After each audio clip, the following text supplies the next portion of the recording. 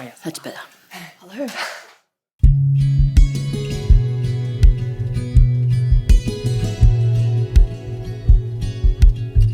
So my name's Corey. I use she, her pronouns.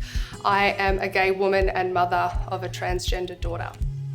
Okay, my name's Robin Verco. My pronouns, she, her, but you can call me they if you like. Identity, fluid on any given day. Mostly, I would say lesbian, but just for the sake of a label. My name is Casper. I use they, them pronouns, and I am a queer, trans, and non-binary person. My name is Jen Walsh. My pronouns are she, her, and I identify as queer or gay. Sure, hi, my name's Don. My pronouns are he and him, and I identify as a gay man. My name is Jacqueline. My pronouns are she, they, and I'm a transgender lesbian woman. Quite literally, I guess, breaking down the acronym, it's lesbian, gay, bisexual, transgender, intersex. Q can, for some people, mean queer, for some people mean questioning, and A also has a multitude of meanings, which can be allies or asexual. And what I really like in the acronym is the plus, because that's a bit of an umbrella that captures everybody who maybe feels like they don't quite fit anywhere else in the acronym. Often I hear people asking, isn't the acronym getting all too complicated these days? And I actually really love the complexity. I love that everybody can find a place that they fit. When I was young and coming out, I really only knew about people who were gay and lesbian, and over time it's really grown, and I think I just love that the acronym's complicated. I love that the flag is getting more complicated, because I love that this community constantly is growing and rallying and finding space where people feel like they can fit and be safe. I guess my question in response to is it okay to ask if someone's queer is why do you want to know? What's the reasoning for why you want to know? And if the answer is that you're just curious or you're trying to figure someone out, then that's potentially not a good enough reason. So many of us who have had the experience of coming out have probably also had an experience of people possibly outing us before we were ready, which is a really obviously traumatizing experience. I have experiences from when I was young and figuring out my identity where I recall quite vividly I was going for a run and a couple people driving by rolled down the car window and yelled some slurs at me. And it immediately made me reflect back on myself and think, how am I presenting that people know something about me that I still am keeping hidden? So I think if we ask people directly, it could be really jarring if they're not in a position to be sharing that information. There are some contexts in which it might be necessary. I work in the medical field, and sometimes it's important to obtain things like pregnancy status or discuss sexual health. And in those contexts, maybe it's necessary to know a bit more about someone's identity, but it's very important that those questions are asked with respect and confidentiality. And even in your own, personal lives, if someone shares with you that they are queer, it is not your right to then share that with other people. For me, it's the difference between physical and intellectual, emotional, spiritual, if you like. Sex, to be quite blunt, is just what's between your legs or what physical parts you have. Gender is how you feel inside. When it comes to sex and gender, both have generally been understood in a very binary idea, the idea that there's men and women, boys and girls. And when it comes to sex, we've thought about it as very much a biological binary. The idea that men or people with male sex are born with certain chromosomes, certain hormones and certain genitalia. And same with females are born with certain chromosomes, hormones and genitalia as well. And there are lots of natural variations on chromosomes and hormones and even genitalia. Those things are what we call sex characteristics. There's primary and secondary. And those natural variations are what we call intersex variations. So there is people who are intersex. And funnily enough, those people actually represent about 1.7% of the population, which is similar to the amount of people with red hair. Where gender comes into play is that when you're assigned a sex at birth, usually just based on your external genitalia, with that comes a set of norms and social constructs that are instantly applied to you. So the idea being, if you're assigned male sex at birth, you would then align and identify with the social constructs of what it means to be a man. For those people who identify with the gender that we would align, that they identify with the gender that aligns with their sex at birth, those people are cisgender. That's what we call cisgender. People whose gender doesn't necessarily align with the sex they're assigned at birth, we call transgender, like me. And then we have another sort of broad umbrella category of people who are gender diverse, and those people don't identify with a binary identity, so man or woman, and perhaps have their own label of describing their experience of gender. So for myself, I have female parts. Internally, I would say back in the old day we used to call it androgynous, but these days you probably say non-gender. So I am therefore female sex, but my gender, I have no gender. Yep. Well, the big thing that does come to mind is conversion therapy, which still happens to this day, which is, pretty much just saying we need to fix you. So that has been a common theme across the world, and it's still current to this day, which is like very harmful for anyone who's queer or trans or otherwise in the communities to have that understanding from the world around them that they're inherently wrong and broken. I think it also doesn't really do justice to the mental health system that we're not here to fix people and no one's here to be fixed. We're just here to live and recover and be a part of society.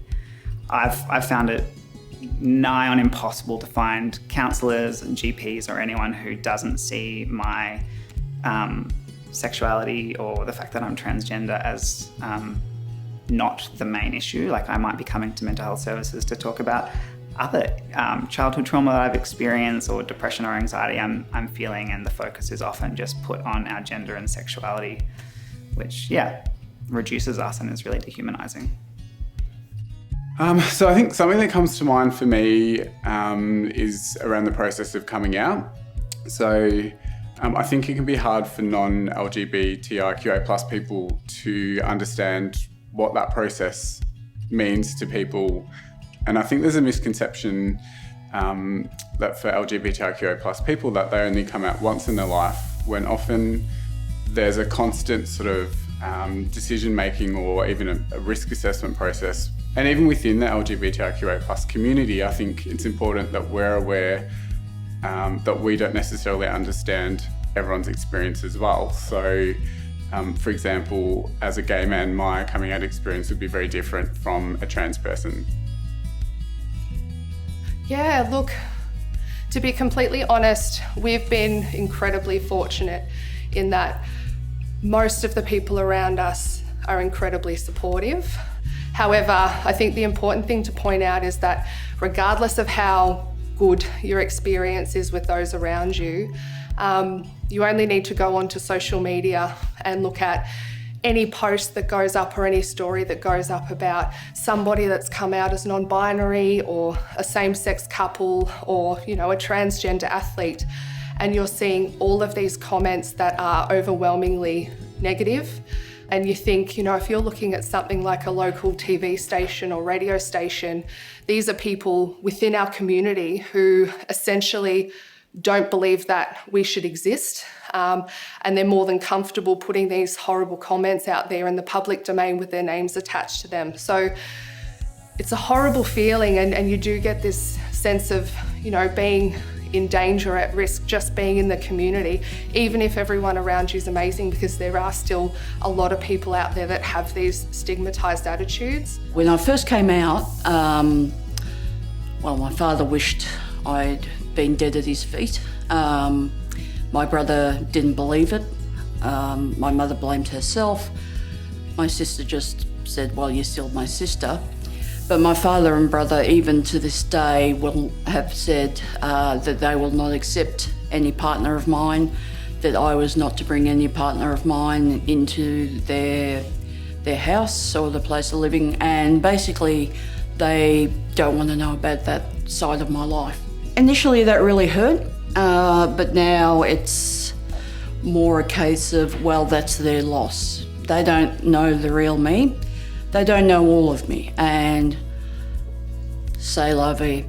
I'll speak on my own experience of chosen family, though I'm sure lots of people's experiences are very different. Mine is, I did experience a lot of rejection and discrimination from my family of origin, or my biological family, and through growing up, I developed relationships that went beyond sort of best friendships or close friendships to the point where it became my chosen family, so people that I rely on and often act in like the capacity of, say, a cousin or a mother role, or even a child role. And I think a lot of the time in the rainbow universe, like these dynamics happen where we have not been able to experience the love and unconditional acceptance that a lot of people get with their own family of origin, so we find our own. So Barwon Health staff wearing the rainbow badges, probably some similar to the one I've got on. So staff may be wearing them to identify themselves as a member of the LGBTIQA plus community, or to identify themselves as an ally. So it's just a way of telling people that you're a safe person, it's a safe space. So I suppose for a lot of people it is just an indication that they can feel safe divulging things about their identity to you.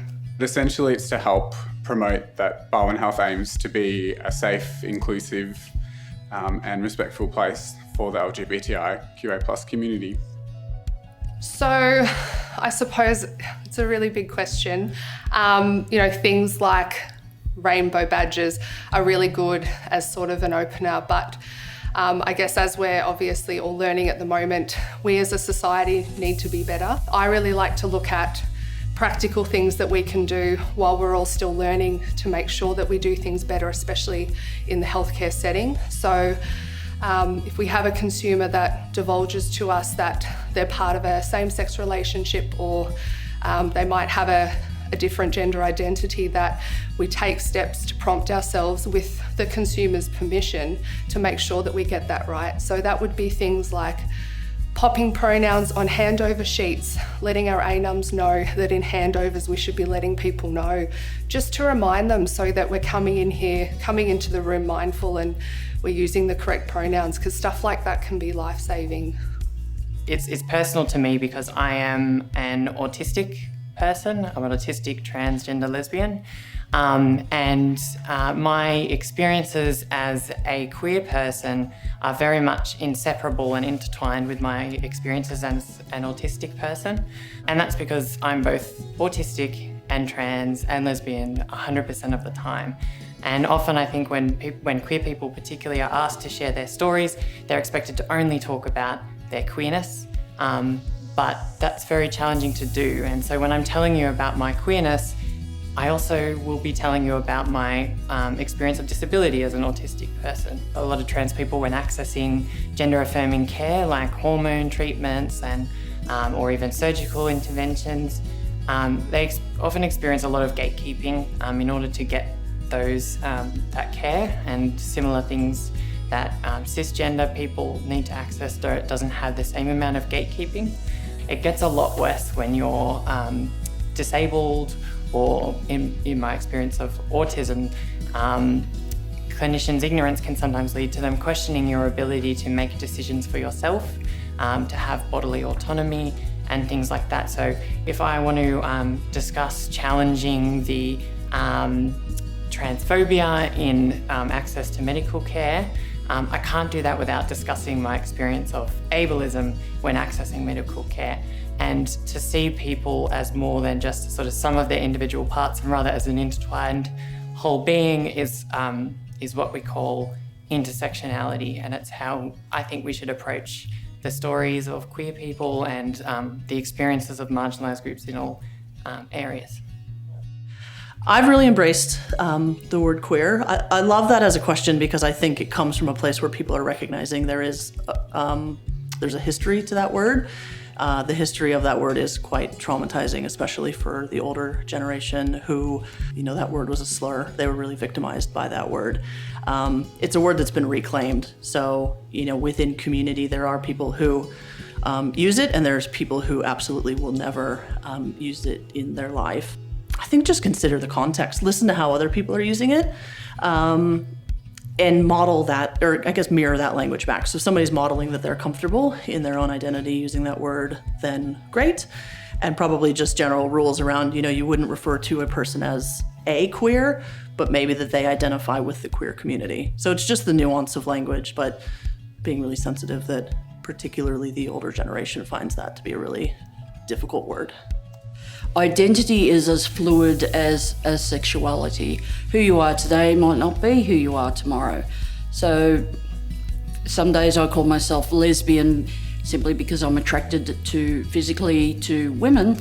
Other days, I have loved men, haven't, been intimate with men, but I have loved them. Does that make me bisexual? Does it make me pansexual? Doesn't mean I will ever sleep with a man later on in life, who knows? But queer seems to cover everything. Who knows, tomorrow I just might be gay, but I think for me the most important label is simply my name.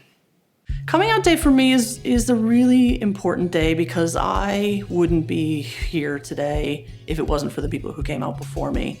I grew up really thinking I was the only one who was different, and the more I saw people coming out, at that time it was more people coming out in Hollywood, but at least it was somebody, and that made me realize that I wasn't alone. And so I think I'm really grateful to have benefited from other people coming out, and so now I almost feel a bit of a duty to come out myself as often as possible so that the next generation has that modeling as well, and the next generation feels safe. I think there's been a bit of a move in some communities to talk about it in terms of welcoming people in rather than coming out. So it's about you inviting them in, and it changes the sort of picture around it from you kind of coming out of hiding to welcoming people into your world. For me, coming out day really means a celebration of ourselves, of being proud about who we are, of celebrating diversity, celebrating inclusion, and also acknowledging, I think, the work that still needs to happen in our communities to improve inclusion and diversity, but really celebrating what makes up our community and the diverse range of people within it. Coming out means relating, is showing yourself, your whole self, to those around you. And for me, coming out is also the dropping of pretense. I know that when I finally admitted, not only to myself, but to those around me, that I didn't quite think or behave or feel like them, a huge burden fell off me. So as painful as it was dealing with the rejection, it was a relief.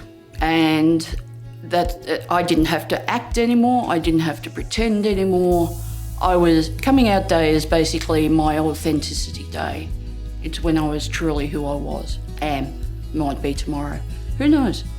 Being non-binary, people, before I started taking hormones, people thought I was a girl my whole life. Now people think I'm a boy my whole life. And so I'm put in a situation pretty much in every moment, if I choose to correct people. And that correcting is just coming out to them. So for me, coming out day and coming out in general is just the constant life battle and journey that I'll be on to try and carve a place for myself and people like me, to just be able to be in this world and not have assumptions made about them. I do have a lot of people ask me, why do we need to be so loud? Why do we need to come out? Why does it all have to be a thing? And the really simple answer to that is that there are people out there that believe that they're better off dead than being gay or being trans or being non-binary or being asexual or whatever it may be. So those of us that have been out and feel safe need to be loud to let these people know that there's a place for them and that life can be awesome. You just got to find your people.